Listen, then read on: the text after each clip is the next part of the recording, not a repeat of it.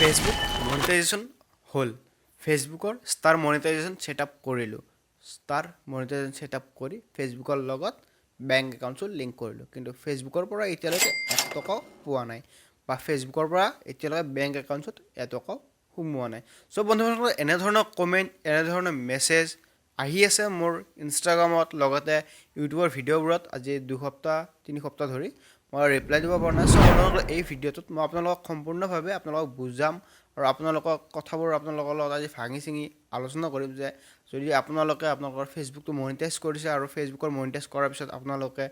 ফেচবুকৰ পৰা 1 টকা ইনকাম কৰিব পৰা নাই কিয় ইনকাম কৰিব পৰা নাই বা কি ষ্টেপ ফ'ল' কৰিলে আপোনালোকে ফেচবুকৰ পৰা টকা উপাৰ্জন কৰিবলৈ আপোনালোকে আৰম্ভ কৰিব পাৰিব চ' বন্ধুসকল এই ভিডিঅ'টো আপোনালোকে অলপমান স্কিপ নকৰাকৈ আৰম্ভণিৰ পৰা শেষলৈ চাই থাকিব কাৰণ আপোনালোকে যদি অলপমান স্কিপ কৰি হয়তো আপোনালোকে একো বুজিও নাপাব পাৰে চ' বন্ধুসকল বলক ভিডিঅ'টো আৰম্ভ কৰোঁ বন্ধুসকল মই ৰাহুল আপোনালোকক আকৌ এবাৰ স্বাগতম জনাইছোঁ এছএম কেডেষ্টৰ অন্য এটা ভিডিঅ' মাজলৈ য'ত আপোনালোকৰ লগত আলোচনা কৰিম আপোনালোকে কেনেকৈ ফেচবুকৰ মনিটাইজেশ্যন অন কৰি বা আপোনালোকে ফেচবুক একাউণ্টে হওক বা আপোনালোকৰ ফেচবুক পেজে হওক আপোনালোকে মনিটাইজ কৰি কেনেকৈ আপোনালোকৰ বেংক একাউণ্ট লিংক কৰি আপোনালোকে কেনেকৈ তাৰ পৰা আপোনালোকে টকা উপাৰ্জন কৰিব পাৰে বন্ধুসকল মই বহুতো ভিডিঅ' বনাইছোঁ ফেচবুক মনিটাইজেশ্যনৰ ওপৰত আপোনালোকে সেইবোৰ ভিডিঅ' চাব যদি আপোনালোকে ফেচবুকটো আপোনালোকে মনিটাইজ কৰিব পৰা নাই চ' বন্ধুসকল আজি এই ভিডিঅ'টো অলপমান বেলেগ হ'বলৈ গৈছে কাৰণ এই ভিডিঅ'টোত আজি মই আপোনালোকক সম্পূৰ্ণভাৱে বুজাই ক'ম আপোনালোকৰ ফেচবুক মনিটাইজ হোৱাৰ পিছত আপোনালোকে কিয় আপোনালোকৰ ফেচবুকৰ পৰা আপোনালোকে 1 টকা ইনকাম কৰিব পৰা নাই বা কিয় আপোনালোকে ফেচবুকৰ পৰা টকা উপাৰ্জন কৰিবলৈ আপোনালোক অসমৰ্থ হৈছে বলক বন্ধুসকল ভিডিঅ'টো আৰম্ভ কৰোঁ বন্ধুসকল ভিডিঅ'টো আৰম্ভ কৰাৰ আগতে আপোনালোকক এটা সৰু চাই ৰিকুৱেষ্ট যদি আপোনালোকৰ মোৰ চেনেলত নতুন আহিছে তেনেহ'লে প্লিজ চেনেলটো ছাবস্ক্ৰাইব কৰি বেল আইকনটো দবাই থৈ দিব কাৰণ এনেধৰণৰ ইনফৰ্মেটিভ ভিডিঅ'বোৰ অসমীয়াত কেৱল মোৰ এই ইউটিউব চেনেলতে পাব বলক বন্ধুসকল এতিয়া ভিডিঅ'টোৰ মাজলৈ আগবাঢ়োঁ বন্ধুসকল ফেচবুকৰ পৰা আপোনালোকে টকা উপাৰ্জন কৰিবলৈ হ'লে প্ৰথমতে আপোনালোকে ফেচবুক একাউণ্টটো আপোনালোকে মনিটাইজ কৰিব লাগিব আপোনালোকৰ পেজে হওক বা আপোনালোকৰ প্ৰফাইলে হওক একেই কথা আপোনালোকে দুয়োটা ক্ষেত্ৰতে আপোনালোকে প্ৰথমতে আপোনালোকৰ ফেচবুকটো আপোনালোকে মনিটাইজ কৰিব লাগিব যদি আপোনালোকে মনিটাইজ কৰিছে তাৰে পিছত আপোনালোকে নেক্সট অপশ্যনটো হৈছে আপোনালোকৰ চিম্পলি আপোনালোকৰ বেংক একাউণ্ট লিংক কৰিব লাগিব যদি আপোনালোকে নাজানে কেনেকৈ বেংক একাউণ্ট লিংক কৰিব লাগে তেনেহ'লে মোক কমেণ্টত জনাই দিব মই এই টপিকটোৰ ওপৰত অন্য এটা ভিডিঅ'ত আপোনালোকক সম্পূৰ্ণভাৱে দেখুৱাই দিম বন্ধুসকল যেতিয়া আপোনালোকে ফেচবুক মনিটাইজ কৰিব আপোনালোকে মনত ৰাখিব আপোনালোকে মনিটাইজ কৰিলে আপোনালোকে ডাইৰেক্ট আপোনালোকৰ টকাটো আপোনালোকে ডাইৰেক্ট নোপোৱা প্ৰথমতে আপোনালোকৰ ইয়াত আহিব আপোনালোকৰ কোনটো অপশ্যনত আপোনালোকে মনিটাইজ কৰিছে সেই মনিটাইজ অপশ্যনটোত কি ক্ৰাইটেৰিয়া আছে কেনেকৈ টকা উপাৰ্জন কৰিব পাৰি সেই মনিটাইজ অপশ্যনটো সেইবিলাক কথা আপোনালোকে প্ৰথমতে জানিব লাগিব প্ৰথমতে আহিছোঁ ষ্টাৰ মনিটাইজেশ্যনটোত আপোনালোকে টকা 1 টকাও নোপোৱা ক'বলৈ গ'লে কাৰণ ষ্টাৰ মনিটাইজেশ্যনটো হৈছে অলপমান বেলেগ যেতিয়া আপোনালোকে ষ্টাৰ মনিটাইজেশ্যনটো আপোনালোকে অন কৰিব তেতিয়া আপোনালোকে ষ্টাৰ মনিটাইজেশ্যনটো আপোনালোকৰ ৰিলছ বা আপোনালোকৰ ভিডিঅ'বোৰত আপোনালোকে ষ্টাৰ মনিটাইজেশ্যন আপোনালোকে অন কৰিব লাগিব আৰু যেতিয়া আপোনালোকে আপোনালোকৰ ৰিলছ বা আপোনালোকৰ দীঘল ভিডিঅ'বোৰক আপোনালোকে ষ্টাৰ মনিটাইজেশ্যন বা ষ্টাৰটো আপোনালোকে অন কৰিব তেতিয়া কি হ'ব আপোনালোকৰ ফেন বা আপোনালোকৰ ফলোৱাৰ্ছবিলাকৰ মাজলৈ আপোনালোকৰ যেতিয়া ৰিলছ আৰু আপোনালোকৰ ভিডিঅ'বোৰ যাব তেতিয়া তেওঁলোকে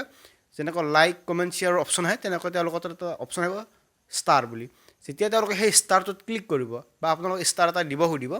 তেওঁলোকে ষ্টাৰ এটা দিবলৈ হ'লে প্ৰথমতে তেওঁলোকৰ বেংক একাউণ্টছৰ পৰা 83 টকা মানে ক'বলৈ গ'লে $1 দিব লাগিব মানে তেওঁলোকৰ বেংক একাউণ্টছৰ পৰা 83 টকা এটা দিলেহে আপোনালোকে এটা ষ্টাৰ পাব এনে ক্ষেত্ৰতো আপোনালোকে জানেই যে আপোনালোকৰ ফ্ৰেণ্ড ফলোৱিং হাজাৰো থাকিব পাৰে কিন্তু সকলোৱেতো আপোনালোকক ষ্টাৰ দিব নোৱাৰে মানে পইচাটো ডাইৰেক্ট তেনেকৈ দিব নোৱাৰে তেনে ক্ষেত্ৰত আপোনালোকে বেছি আপোনালোকে ষ্টাৰ মনিটাইজেশ্যন আপোনালোকক গুৰুত্ব নিদিব কাৰণ আপোনালোক বাই চান্স এজন আপোনালোকে 10,000 ফ্ৰেণ্ড ফলোৱিংটোৰ মাজত এজন দুজনে আপোনালোকে ষ্টাৰটো দি দিলে ধৰি লৈছোঁ 80 টকা দি দিলে কিন্তু আপোনালোকে সেই 80 টকাটো ডাইৰেক্ট নোপোৱা আপোনালোকে যিমানখিনি টকা আপোনালোকে ফেচবুকৰ পৰা আপোনালোকে ইনকাম কৰিব তাৰে আপোনালোকক 45% আপোনালোকে ফেচবুক কোম্পানীয়ে ৰাখিব বাকী আপোনাক 55%হে আপোনাক দিব তেনে ক্ষেত্ৰত আপোনালোকে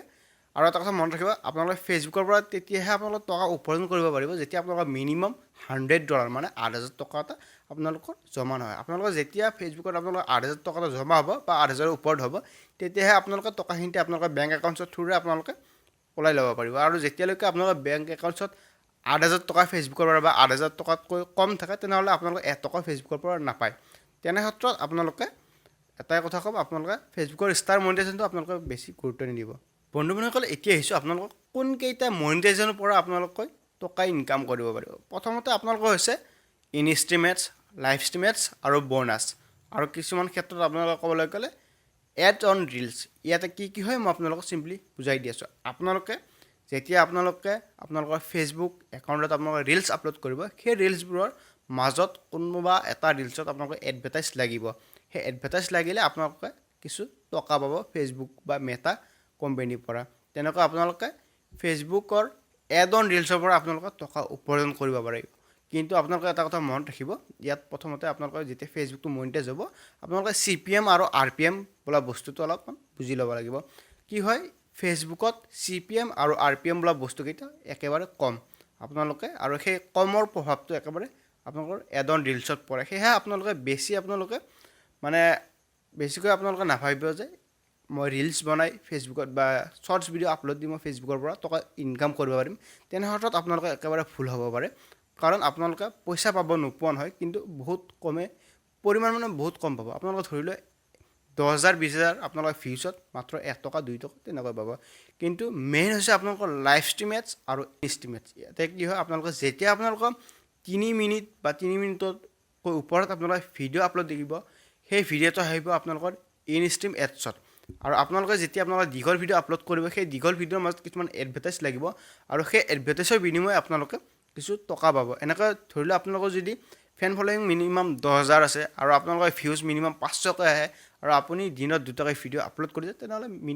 আৰামছে আপোনালোকে মাহত 8,000 পৰা 10,000 টকা এটা উপাৰ্জন কৰিব পাৰিব। ইয়াতে আহিছোঁ তাৰপিছত আপোনালোকৰ লাইভ ষ্ট্ৰীম এডছ হৈছে এনেকুৱা এটা মনিটাইজেশ্যন ছিষ্টেম, য'ত আপোনালোকে ফেচবুকত লাইভ আহি আপোনালোকে ফেচবুকৰ পৰা টকা উপাৰ্জন কৰিব পাৰিব। যেতিয়া আপোনালোকে ফেচবুকত লাইভ আহিব, আপোনালোকৰ ফেন ফলোৱিংছবিলাকে আপোনালোকৰ লাইভ ষ্ট্ৰীম এডছ চাই থাকিব বা আপোনালোকৰ লাইভ ষ্ট্ৰীমিং চাই থাকিব, তেতিয়া কিছুমান 2 মিনিট 5 মিনিটৰ মূৰে কিছুমান এডভাৰটাইজ আহিব আপোনালোকৰ বা আপোনাৰ লাইফত। আৰু সেই এডভাৰটাইজবোৰ যেতিয়া আহিব, আপোনালোকৰ লাইভটো যেতিয়া আপোনালোকে শেষ কৰিব, তাৰে পিছত সেই এডভাৰটাইজৰ বিনিময়ে আপোনালোকে কিছু টকা আপোনালোকে ফেচবুকৰ পে আউট ছেকশ্যনত আপোনালোকে পাই যাব, আৰু তাৰ পৰা আপোনালোকে মাহিলী চিষ্টেমত আপোনালোকৰ টকাবোৰ উপাৰ্জন কৰি আপোনালোকৰ বেংকৰ থ্ৰুতে আপোনালোকে বন্ধুসকল, আজিলৈ এইখিনি আছিল। যদি ভিডিঅ'টো চাই ভাল লাগিছে, লাইক কৰি চেনেলটো ছাবস্ক্ৰাইব কৰি বেল আইকনত দবাই থৈ দিব। আৰু যদি আপোনালোকক কিছু জানিব লাগে বা জানিব লগা কিছুমান কথা আছে, বা আপোনালোকে মোক কিবা মেছেজ দিব বিচাৰে, বা আপোনালোকে কিছুমান কথা মোক সুধিব বিচাৰে, তেনেহ'লে চিম্পলি মোক কমেণ্টত জনাই দিব। বা আৰ্জেণ্ট কিছুমান কথা আপোনালোকে পাৰ্চনেল ক'ব বিচাৰে, তেনেহ'লে মোক ইনষ্টাগ্ৰামত ফ'ল' কৰি DM কৰি দিব। মই কথা দিছোঁ, আপোনালোকে 100% মোৰ ফালৰ পৰা ৰিপ্লাই পাই যাব।